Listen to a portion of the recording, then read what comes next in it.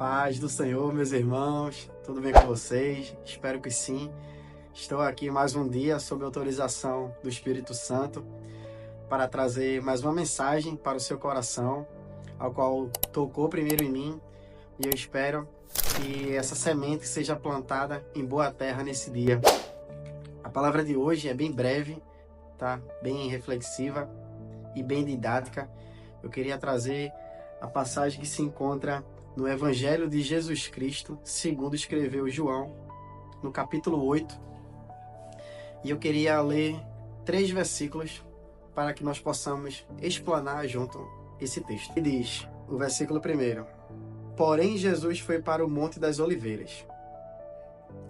E pela manhã cedo, voltou para o templo, e todo o povo vinha ter com ele, e assentando-se, os ensinava. Versículo 3: E os escribas e fariseus trouxeram-lhe uma mulher apanhada em adultério. Essa passagem, que é de bastante conhecimento da igreja, dos irmãos, para quem tem costume de ler a palavra de Deus, que é sobre a mulher adúltera. E eu queria trazer esse texto numa reflexão que o Espírito Santo me chamou a atenção, que é justamente no início desse capítulo. O início começa com: porém, Jesus foi para o Monte das Oliveiras. E essa palavra porém muda muito o significado do versículo. Porque se o versículo fosse e Jesus foi para o Monte das Oliveiras, significaria uma coisa. Mas tem esse porém, que quando a gente volta a alguns versículos no capítulo 7, no finalzinho do capítulo 7, creu nele, porventura, algum dos principais ou dos fariseus. 49. Mas esta multidão, que não sabe a lei, é maldita. Nicodemos, que era um deles, aí abre parênteses, que o que de noite fora ter com Jesus, lá no capítulo 3 de João, disse-lhes: porventura, condena a nossa lei um homem sem primeiro o ouvir e ter conhecimento do que faz? Responderam eles e disseram-lhe: És tu também da Galiléia? Examina e verás que da Galiléia nenhum profeta surgiu. Versículo 53. E cada um foi para a sua casa. Nós bem sabemos que o livro, a Bíblia, ela é escrita no pergaminho. E ela não tem essa divisão de capítulos como tem na sua escritura original. E quando nós iniciamos o capítulo 8, que foi dividida para nós, aqui nos tempos atuais, nós vemos que esse capítulo 8 inicia com uma continuação de um capítulo anterior, que é justamente esse.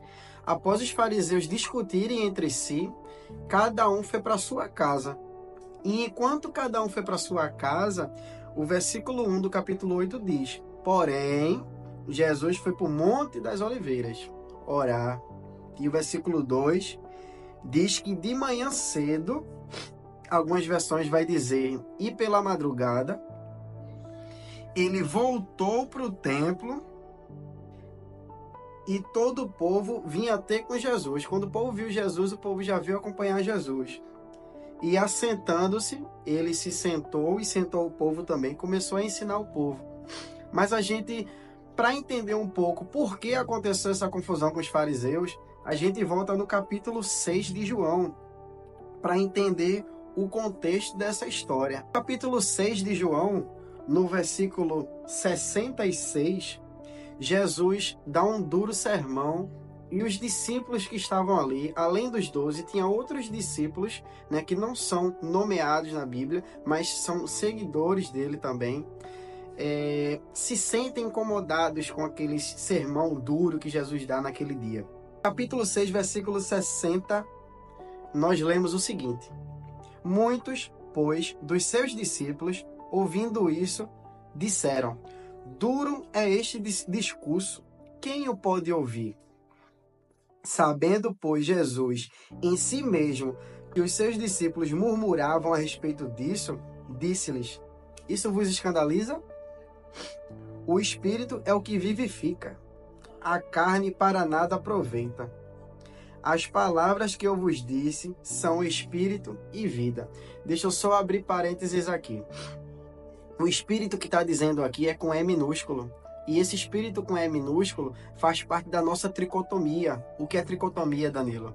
O ser humano é dividido em corpo, alma e espírito humano. Romanos 8,16 vai nos dizer que quando nós aceitamos a Jesus, o Espírito Santo testifica com o espírito humano que nós somos filhos de Deus. E esse espírito aqui que ele está falando, que Jesus está falando, é o espírito humano, que é o sopro de vida que Deus dá lá em Adão, no Gênesis. E quando ele vai falar da carne, ele vai estar falando da soma do nosso corpo. Esse corpo aqui, ó, é um boneco. Esse corpo aqui de nada aproveita. O corpo e a alma. A alma é onde estão os nossos sentimentos, os nossos intelectos, né? O nosso pensamento, as nossas vontades. A nossa vontade não vem do corpo, não, tá? Vem da alma. A alma é quem diz quem é você, quem diz quem é Danilo, nossa alma. Versículo 64 diz o seguinte: mas algum de vós que não creem, porque bem sabia Jesus, desde o princípio, quem eram os que não criam e quem era o que havia de entregar. E dizia: por isso eu vos disse que ninguém pode vir a mim se não for pelo meu Pai, que tiver concedido.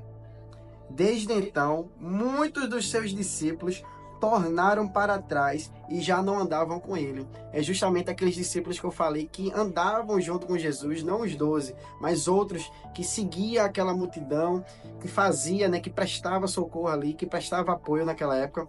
Após ouvir aquelas palavras duras, né, eles não conseguiram mais seguir a Jesus e abandonaram a fé. Então disse Jesus aos 12: querei vós também retirar-vos? E a gente entra naquela passagem que é bem conhecida, né? Que Pedro olha para Jesus e diz: para quem iremos nós, se só tu tem as palavras da vida eterna? Pedro fala da vida eterna, é um detalhe, ele não fala de vida eterna. Se ele falasse de vida eterna, Pedro estaria falando que as palavras de Jesus seriam para apenas essa vida, seria para uma qualidade de vida, entende? Mas Pedro está querendo dizer aqui que são as palavras da vida, ou seja, que Jesus é a própria vida, aleluia, e ele, sendo a própria vida, ele tem as palavras da vida eterna. E após acontecer todo esse tumulto, todo esse burburinho ali no capítulo 6, a gente inicia no capítulo 7 assim. E depois disso, depois do burburinho, Jesus andava pela Galileia, e já não queria andar pela Judéia, pois os judeus procuravam matá-lo. Como não era a hora ainda de Jesus ser entregue, ele saiu, né, da mira dos judeus e foi para Galileia, onde estava tendo a festa de tabernáculo, que eu vou explicar logo o que significa essa festa de tabernáculo e por que Jesus foi para essa festa de tabernáculo. Disseram-lhe, pois, seus irmãos: sai daqui e vai para a Judéia, para que também os teus discípulos vejam as obras que fazes. Porque não há ninguém que procure ser conhecido que faça coisa alguma em oculto. Se faz essas coisas, manifesta-te ao mundo. O que é que os próprios irmãos de Jesus estavam dizendo ali? Que Jesus estava fazendo aquilo ali para aparecer. Ele disse, ó, né, aportuguesando, trazendo para a nossa linguagem: se o senhor quer aparecer, não fica aqui escondido não. Vai para lá, para Galileia, vai aparecer no meio de todo mundo. Aí você vê aqui no versículo 5, que diz aqui do capítulo 7. Porque nem mesmo seus irmãos criam nele. Versículo 16, versículo 6. Disse-lhe Jesus: ainda não é chegado o meu tempo, mas o vosso tempo sempre está pronto. Jesus disse aqui que para ele se entregar, ainda não era o momento. Mas para ser discípulo de Jesus, o tempo sempre está pronto. Sempre está pronto. E como eu falei para vocês, Jesus foi para a festa do tabernáculo. Tudo que Jesus faz era para cumprir algo que estava relacionado no Antigo Testamento. Essa festa do tabernáculo é uma festa de tradição judaica que dura em média 7 dias e ela tem o clímax da sua festa no 7º dia, que é o último dia. E essa festa representava o agradecimento do povo a Deus pelo ano de colheita, né? Se fosse uma colheita boa, né? Eles faziam aquela festa, agradeciam a Deus e já para apresentar o novo sacrifício para o próximo ano da colheita daquele ano subsequente.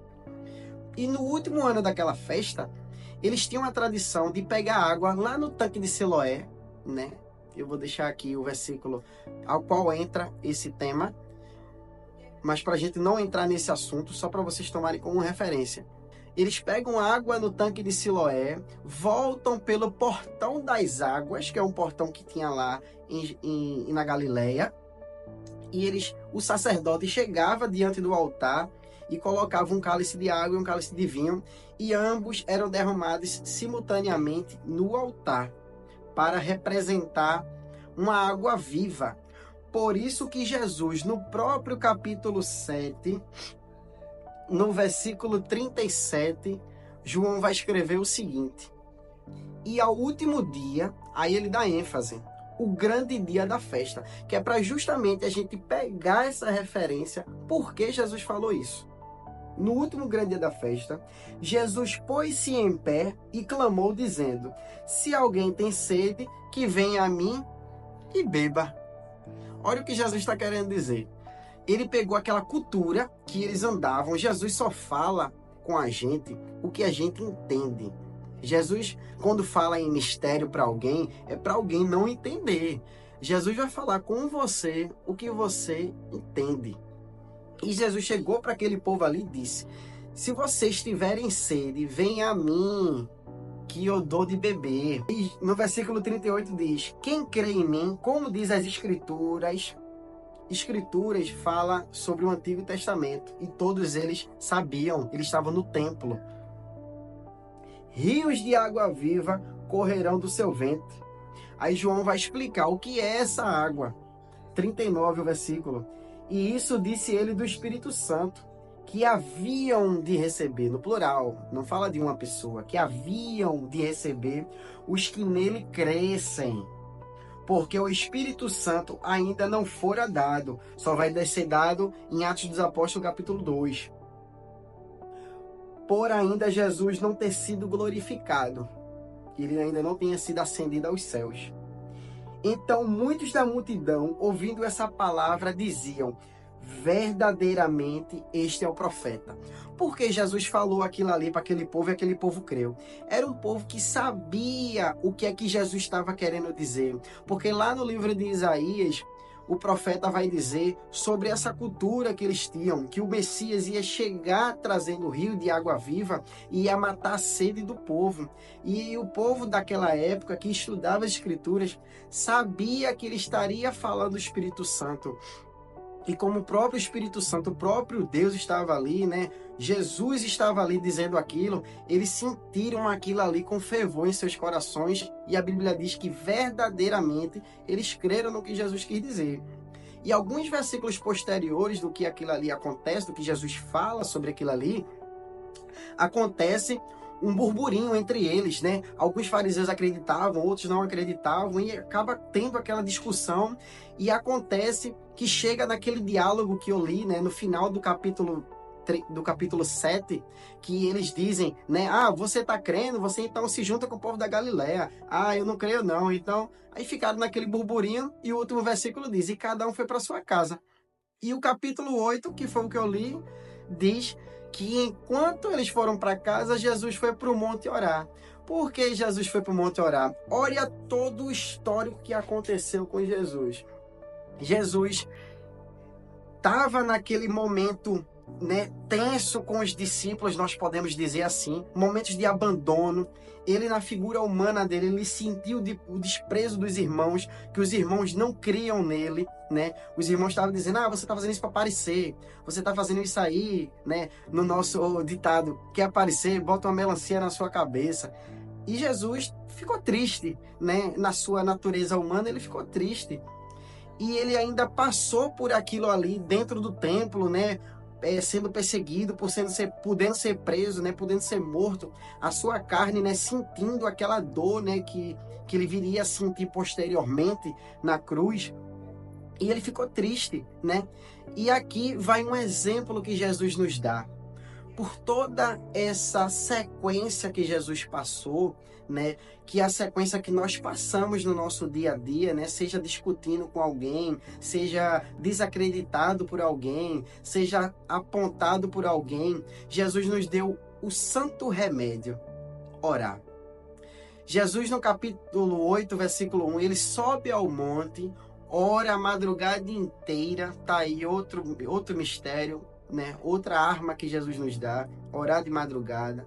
E quando ele volta, ele já volta ensinando, que é outro fruto do Espírito, ensinar.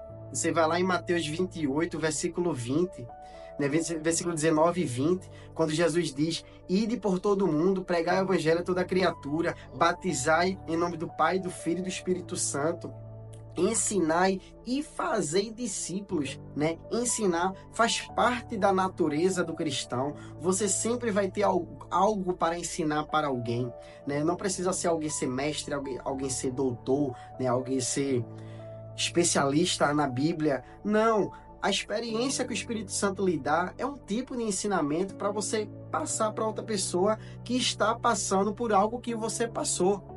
E isso é a força do Evangelho.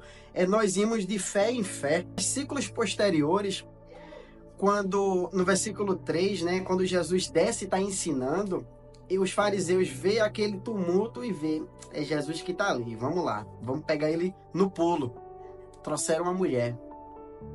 E quando trouxeram uma mulher adúltera, pega no ato, a Bíblia diz que ela foi pega no ato, eles dizem assim, no versículo 5, colocaram a mulher no meio e disseram, versículo 4, mestre, esta mulher foi apanhada no próprio ato adulterando. E na lei nos mandou Moisés que as tais, presta atenção, as tais é feminino, as tais mulheres, sejam apedrejadas. Tu, porém, o que dizes? Quando a gente vem aqui no livro de Levítico, no capítulo 20 e o versículo 10, o que é que a lei de Moisés diz? Também o homem que adulterar com a mulher de outro, havendo adulterado com a mulher do seu próximo, certamente morrerá o adúltero e a adúltera. Por que eu trouxe esse versículo de Levítico? Tem situações que as pessoas tentam apontar coisa na sua vida que eles não têm nem base bíblica e nem têm autoridade para isso. Por isso que é importante nós estamos sempre afiados com a palavra de Deus. Nós precisamos sempre estar envolvidos com a palavra de Deus. E a Bíblia diz que depois que eles dizem isso, Jesus não olha nem para a cara deles. Jesus inclina para a terra e escreve com o dedo. Tá aí um mistério. Quando a gente vai em Êxodo, capítulo 31 e o versículo 18, Moisés diz o seguinte: e deu a Moisés, quando acabou de falar com ele no Monte Sinai, as 2 tábuas do testemunho, tábuas de pedra, escritas pelo dedo de Deus.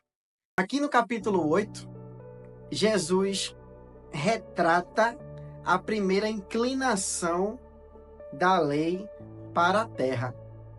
O versículo 6 vai dizer: isso diziam eles, tentando, para que tivesse que o acusar. Mas Jesus, inclinando-se para a terra, escrevia com o dedo na terra. Terra fala do nosso globo terrestre, quando Deus mandou para Moisés escrito no dedo. E o versículo 7 diz: e como insistissem, perguntando-lhe, Jesus se levanta e disse-lhes: aquele que dentre vós está sem pecado, seja o primeiro que atire a primeira pedra contra ela. Jesus, quando ele se levanta, ele já vai dizer aqui que todos pecaram.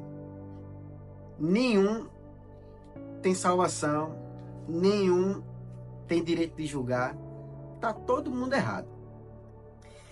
E a Bíblia diz, no versículo 8, que ele torna a inclinar-se e escrevia na terra. Jesus fala isso, dizendo que todo mundo pecou, e ele volta a se inclinar para a terra. Vamos pensar no seguinte: a primeira inclinação de Deus para a terra, ele trouxe os mandamentos e disse que todo mundo pecou. A segunda inclinação, ele escreve. A Bíblia não diz que foi com o dedo mais. A Bíblia diz que ele escreve.